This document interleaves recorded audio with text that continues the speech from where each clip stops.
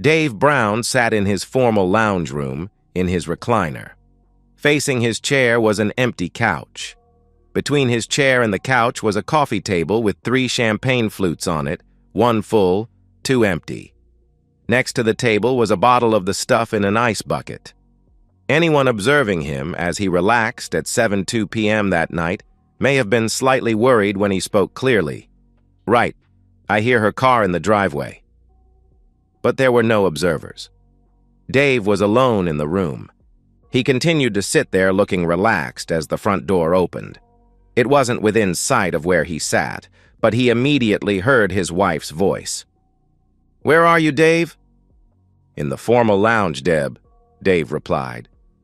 Dave stood abruptly as his wife entered through the archway.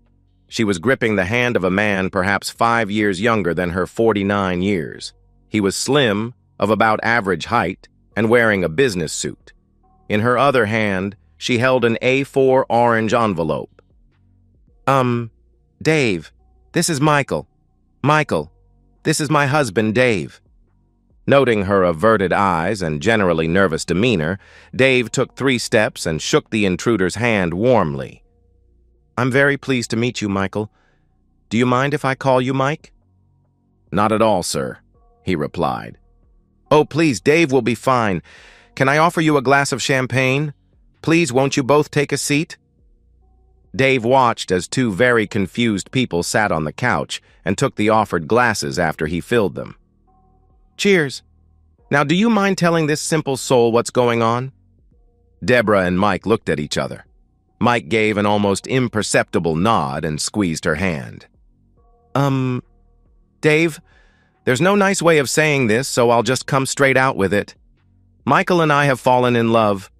I would like a divorce so we can get married."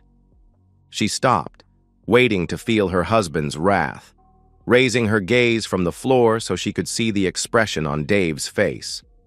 This was going to be ugly. She just knew it. It can't have sunk in yet. His face remained neutral.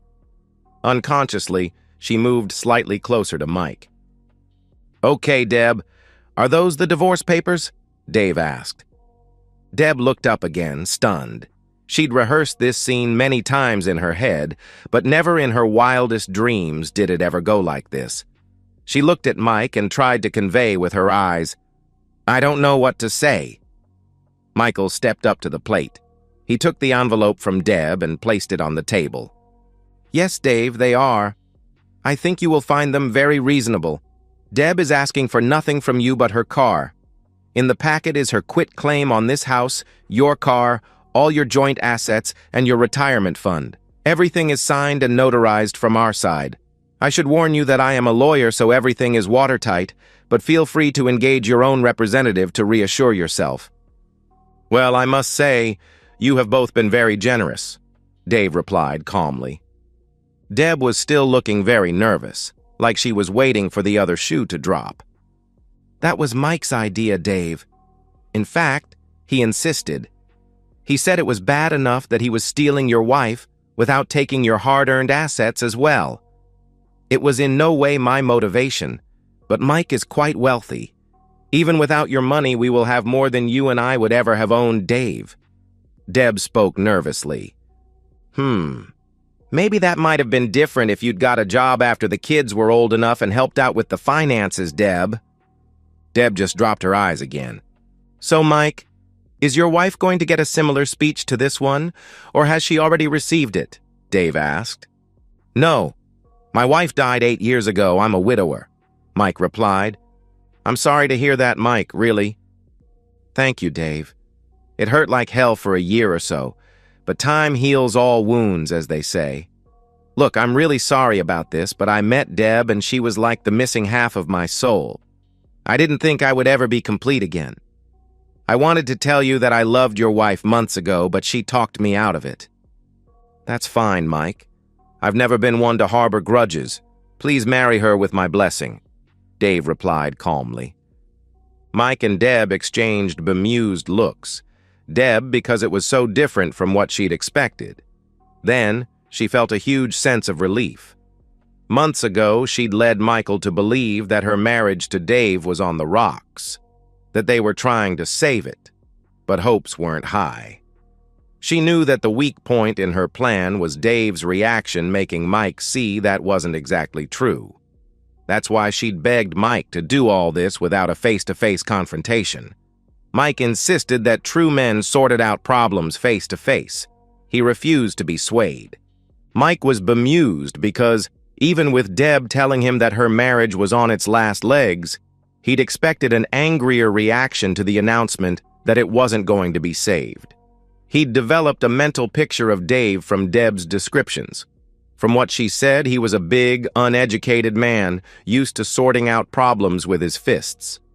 Mike had tarried with the idea of bringing a bodyguard along tonight, but finally dismissed that thought. In the back of his mind was that if the aggrieved husband roughed him up a bit, it may ease his own conscience slightly. His own feelings of decency were giving him a very hard time with all this. "So, Deb, I presume you met Mike at one of your girls' nights out?" Dave asked. Deb nodded at the coffee table.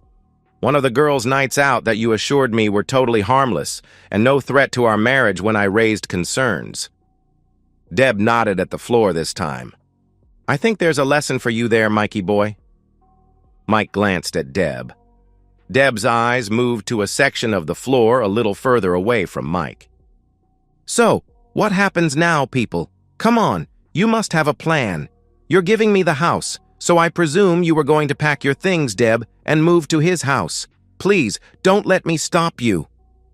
"I was going to do that tomorrow while you were at work," Deb replied. "By tomorrow, the locks will be changed. I'm sure your lawyer friend will agree that's a wise thing for me to do. Simpler if you do it now, don't you think?" Deb and Mike rose to go upstairs to get started. "How about you stay and we can talk, Mike? Deb can make a start on the packing. Come on, Mike, let's chat. I think you owe me that at least." Deb was torn between her desire to escape this really uncomfortable situation and the need to witness anything said. In the end, her decision was made for her by Mike sitting back down. "Off you go, Deb. I promise not to hurt him. I just want to chat. Until we are divorced, I will feel responsible for your safety still. I just want to assure myself that he has your best interests at heart. Besides, you've made your decision to leave me. I really don't see the point of trying to talk you out of it. Our marriage is dead, obviously." Both men watched her mount the stairs and disappear. "I must say, you're being very reasonable about this, Dave," Mike spoke. "That's fine, Mike. Between you and me, there hasn't been much love coming my way from Deb for about a year now. I presume that's when you met. It'll be a relief, really. I have no desire to consign either of us to a loveless marriage." "It's still very decent of you, Dave," Mike replied. "You're welcome, Mike. Now, as a lawyer, you will know that whenever you sell a car or a house, you are legally bound to point out any known faults to the new owners." Mike laughed. "Well, slavery is dead, and I don't think Deb would appreciate being thought of as property that needs a transfer of ownership, but I know what you mean, Dave." Dave smiled as well. He'd guessed right that Mike was an intelligent and decent man. "Okay. Now please believe that what I'm about to tell you is not motivated by malice. I simply want to point out some flaws in Deb that may not be apparent after only knowing her for a year. Also, believe it or not, her future happiness is important to me. I've loved her for 27 years after all. I'd also just like to share with you all the things I've tried to make her happy, but obviously failed. That way you'll know not to waste your time doing the same." Mike nodded. He knew what was to come probably wasn't going to be all altruistically intended, but he did feel he owed it to this innocent man to listen. "Right. I assume Deb has gone back on the pill?" Dave asked. Mike nodded again, slightly uncomfortable. It was tantamount to admitting that he'd slept with the guy's wife. "She's on the pill, yes. I had no idea she'd ever been off it.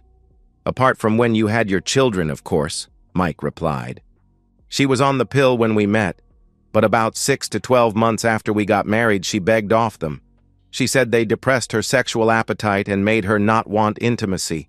From then, till I presume she went back on them for you, It has been protection for me. Can't stand the bloody things. They take all the spontaneity out of it, and I don't know about you, but I struggle to get off in them." "Yes, I know exactly what you mean, Dave," Mike replied. Then, after we decided to stop at 2 children, she started using the protection as an excuse not to make love as often. She pointed out their known failure rate. I begged her to go back on the pill, but she refused, saying she didn't want to have to swallow artificial chemicals every day. Since then, our lovemaking has dropped from several times a week to several times a month, to nothing. About a year ago. Mike didn't say anything. He knew Deb was very careful about what food she ate and, wherever possible, chose chemical-free options. Intimacy with her was still exciting and happened at least 3 times a week, even with the restrictions on their meetings. "I know this is a very ungentlemanly question, Mike, but does she swallow, you know?" Mike found this a very uncomfortable question. People in his class didn't talk about such things. He couldn't help his eyes averting. "I see. Yes, I remember what she was like when Deb and I were dating. Now please remember, I don't say any of this from malice. If I sold you a car that I knew was going to throw a wheel 6 months after I got rid of it, I would warn you about that as well. Deb hasn't done that for me since shortly after the wedding. In fact, I don't think I've had a blowjob since about 18 months after we married, and doggy style dropped out shortly after that. I didn't realize that we'd stopped having intimacy totally until quite recently. I just got sick of getting knockbacks and gave up asking. Maybe you might like to write in your diary to watch for any sudden drop-offs every month or so."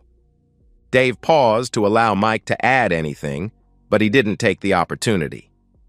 Now, another thing I didn't notice until a couple of years after we were married.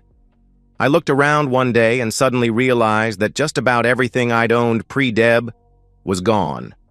Bed, clothes, couch, and photos of old girlfriends. Although, to be fair, I did find those in the attic. I don't know if all women do that, or it's just Deb, but it's like she wanted to clear the nest of previous female influence. Again, Dave paused, and again, Mike didn't comment.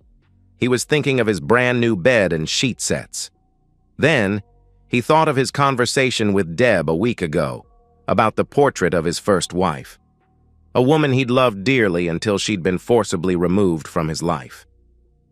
"I hope you're better at picking up her lies than me, Mike. Only 3 weeks ago, I asked if she still loved me, and if we were still good. She looked me right in the eyes and said, yes. She even did the same thing she always did, looked into each of my eyes in turn until I was the one to break eye contact. I can't believe it took just 3 weeks to fall out of love so thoroughly." Mike was reeling a little from the unexpectedness of this conversation, and from all the information Dave was trying to get him to absorb. Something about those last couple of sentences was setting off alarm bells, but he had no time to pinpoint the source, so he focused on the one aspect he could absorb. "No worries there, Dave. I'm a lawyer. I've spent 20 years learning how to spot liars. They always give themselves away," Mike finally answered. "Good. Again, just some advice you can take or leave. Watch out for her removing her rings when she goes to visit her sister. You might want to check her underwear drawer. That's where she's been putting them here for the last few weeks that I know of. You might also want to follow her on any girls' nights out. I suggest you don't blindly trust her like I did. I thought she was totally incapable of being deceptive, but I'm obviously a schmuck. Now what else can I tell you? Oh yeah, if she's true to form, she'll probably stop going to the gym in about 6 to 12 months and stack on a bit of weight." At this point, Dave stood and retrieved a photo album from a shelf and leafed through the pages. "Here's a couple of photos from 2 years ago, when she started going for her girls' nights. As you can see, her face and back get a little chubby. She never could lose the little pot, but after 2 kids, who would be surprised at that?" Mike flipped a few pages and saw a chubbier version of his fiancée with far less makeup on than he'd ever seen. He was slightly stunned at the difference a little makeup made. He continued flipping back through the pages. "Is this Deb's mother? I can see the strong resemblance," Mike asked. "Yes, it is. Hang on a minute. Dave stood again and retrieved a few more albums and flipped through them. As you can see, she was a fine-looking woman. This is her when she was about 50. She was a very striking woman still. Dave picked up another album and opened it to a page. He waited for Mike to state the obvious. "God, how old is she in this one?" Mike asked. "About 55. She was one of those women that as soon as she hit menopause, around 52 or 53, rapidly lost her looks. She took it very gracefully, though, just said that she thanked God for the outward beauty she'd been blessed with for so long." Dave watched as Mike alternated staring at the two photographs. He remembered 2 months ago when he'd celebrated Deb's 49th birthday early because she wanted to spend her actual birthday weekend with her sister. He did notice that Mike seemed to have lost his easy smile and pushed home his advantage. "Now, I promised to tell you all the mistakes I made that failed to get her to stay in love with me. I suggest you try a different approach. Mine was obviously flawed." Dave paused to pour them fresh glasses of champagne. "Now, if it's anything like 25 years ago, she'll want a flash wedding like ours. I tried to object, saying we'd be better putting the cash into a house, but she guilted me into it. She said that if I had faith that we were going to be together forever, then I wouldn't resent splurging out on a big day for her. I'll hunt you up a copy of our wedding vows if you like. From memory, we stuck to the traditional love, honor, obey, and forsaking all others. If you try something different, you may do better than me. Not really relevant for you, but don't bother working your fingers to the bone and do crap loads of overtime so she can get the flash house she always wanted. That obviously didn't keep her legs together. While I'm at it, don't bother nursing her for 2 months if she gets glandular fever again. It didn't do me any good. Nor did going into debt so she could have the breast implants and tummy tucks she wanted 2 years ago.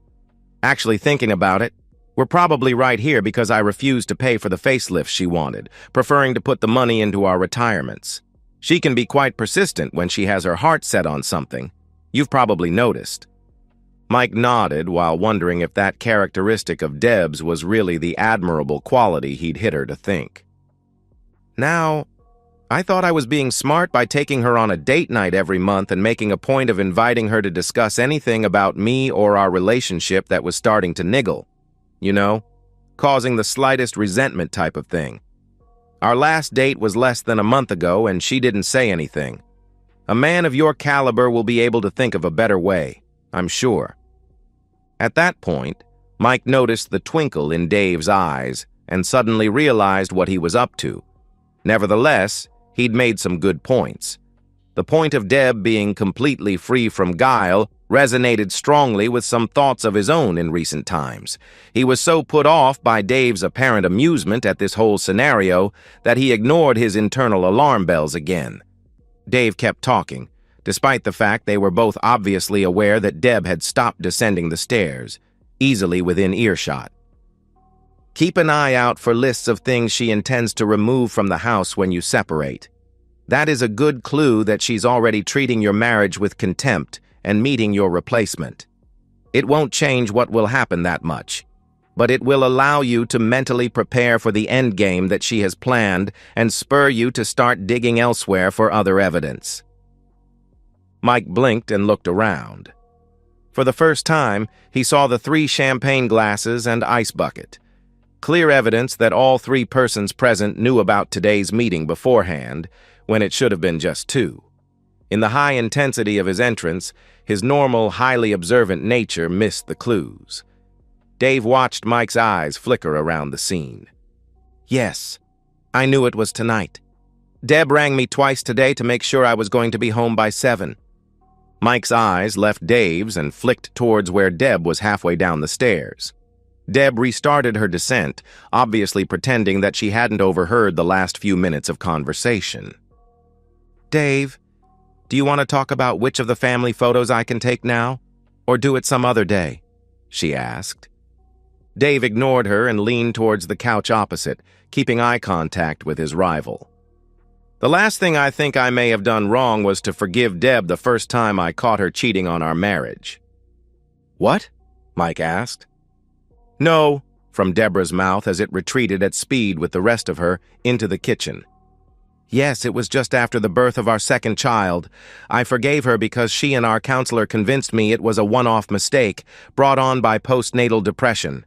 I've often wondered if I was too soft on her. Maybe a harder line at the time may have prevented it from happening again. I justified my actions at the time as being in the best interests of the kids. They've grown up to be fine adults, so hopefully I did the right thing by them. For her sake, I hope you're generous enough to forgive her when your time comes. I don't know what to say, Dave, Mike muttered. No need to say anything, Mike. Just answer me this. Look in your heart and ask yourself if you would have forgiven your late wife if you'd caught her with someone in your own bed. For the first time in almost an hour, Mike lost his cool. He leaned forward. Dave saw movement out of the corner of his eye and glanced to see an ashen-faced Deborah standing in the kitchen doorway. My wife would never have disrespected me like that. We loved each other too. Hang on a minute. You said, the first time Deb cheated on you? Were there other times? Mike asked. No, just the 2 times. Then and now, Dave replied. Deb launched out of the kitchen. She shouted desperately, I've finished packing, Mike. If you grab my cases, we can get out of here now. Be quiet, Deborah. This last was said in a low but implacable voice. Surprisingly, the voice was Mike's. Deb stopped dead in her tracks. Mike turned back to face Dave. Deborah assured me that she wasn't cheating because you had an open marriage, Dave. Did she look you in the eye when she told you this, Mike? Dave asked. Mike looked at Dave, then at a cringing Deb, then back to Dave. Dave saw in Mike's eyes the sudden realization that he wasn't as good at spotting liars as he'd believed. What did she tell you about the state of our marriage, Mike? Dave asked. She said it had been shaky for a few years, Dave. That you'd been going to counseling for a while, but neither of you was that hopeful. Dave didn't say anything, just looked at Mike until he kept talking to fill the void. Now I think of it, that's not really consistent with what you said about still having date nights and asking if she still loved you. Dave again just kept looking into Mike's eyes. He picked the exact moment that Mike realized he'd been played for a complete sucker. A look, easily interpreted as self-loathing, washed over the smaller man's face. Mike turned to a frozen Deborah. You cheating woman! You've turned me into the type of person I despise the most. A man that meets other men's wives without their knowledge, Mike roared. With the force of this statement, Deb sank to her knees. Mike was suddenly at a loss for words and took an interest in the same patch of carpet that Deb found so fascinating before. He finally rallied and looked back at Dave. Please, Dave, you have to believe me. I'd no idea. Don't sweat it, Mike. I told you she was a good liar. Christ, I wish she'd told me we had an open marriage. That way I may have got laid in the last year. The deliberate use of humor in the very intense situation seemed to work. Mike relaxed a little but remained silent. Does this mean the engagement is off? Dave asked. Yes, definitely, Mike answered. In that case, there's a couple of people I want you to meet. John, Alice. At that moment, the door to the basement opened. At the noise, Mike turned to see a young man and woman approaching. Mike, I'd like you to meet my son John and daughter Alice. They've been listening to our conversations via a microphone. John finished law school 2 years ago, and Alice finishes a science degree this year. Both John and Alice shook a bewildered Mike's hand. John then grabbed the envelope off the table and started perusing the contents emotionlessly. Dave turned to his daughter. Do you believe me now, Alice? Dave asked. Yes, Dad. There's no doubt she is one cold, conniving schemer. All eyes turned towards the groan. Deb was still on her knees, but now her head was in her hands, resting on the floor. When she sensed the silence, she looked up into 4 accusing stares. She jumped up and ran out the front door. No one made any attempt to stop or follow her. John calmly finished flicking through the contents of the envelope. This all seems to be in order, Dad. Good, thanks. Now, who would like a beer? That fizzy is fine, but I need a beer to get the taste out of my mouth. I think I should go, Mike answered. You stay right here, Mikey boy. We still have some things to sort out. Like what? Mike asked. Well, I can forgive you for sleeping with the dopey woman, her claims of having an open marriage and all that. But I've still to decide whether to rip off your head and spit down your neck for trying to steal her away. Mike looked at the other man, noting he was a head taller and much bigger due to his manual job. Then he looked into the eyes and saw the now familiar twinkle. Mike was starting to regret not bringing some muscle with him. He could have asked them to belt their own client until the lesson that he'd been stupidly naive was firmly entrenched. He had no idea where he stood now. Dave decided to ease his confusion. John is in the same line of law as you are, Mike. By this time, Mike was not at all surprised that Dave knew so much about him. Then the penny dropped. How's your current job, John? Mike asked. The hours are crap and the salary sucks, John replied. Would you like to come and work with me? Mike asked. Hell yeah, John replied. Dave smiled. Then, there's the matter of my ex-wife's upkeep until she can find a job. Thanks to your excellent work, she no longer has a house or any money. With a growing feeling of relief, Mike entered into the new spirit. I'm sorry, Dave. As soon as she lied to me, she breached the implied contract we had. In cases of breach of contract, ownership reverts to the previous title holder. Yes, but morally? Dave asked. Don't talk to me about morals, I'm a lawyer. John, do you have a dictionary? Look up the word morals, will you? I'm a bit hazy on what it actually means. Everyone laughed. No, seriously, Mike. I think you owe it to me to look after her till she's back on her feet. If you play your cards right, you can pretend to be considering keeping her and get the thing spoiled out of you in bed for a while. Ugh, no, I couldn't go there. I will see if she's right, though. Not for her, but for you. I admire skill wherever I see it, and I've been totally outclassed tonight, haven't I? Have you ever considered a career in law, Dave? The way you kept me off balance by posing negatives as positives and never giving me time to think was worthy of the best prosecutor I've ever seen. Dave smiled modestly, but didn't answer. He loved his job and the people who surrounded him at work. Right. That's 4 beers then, is it? For the first time, Dave looked away from everyone. Until he was sure the tears forming in the corners of his eyes were gone, there would be no more eye contact. By this time, Deborah Brown was 700 meters away, on foot, and still accelerating away from the burning bridges. And so, we've reached the end of today's story. Was it what you expected, or did it take a twist you didn't see coming? I'm curious to hear your thoughts. Share them in the comments below, and let's get a conversation going. If this story kept you hooked, make sure to hit that like button.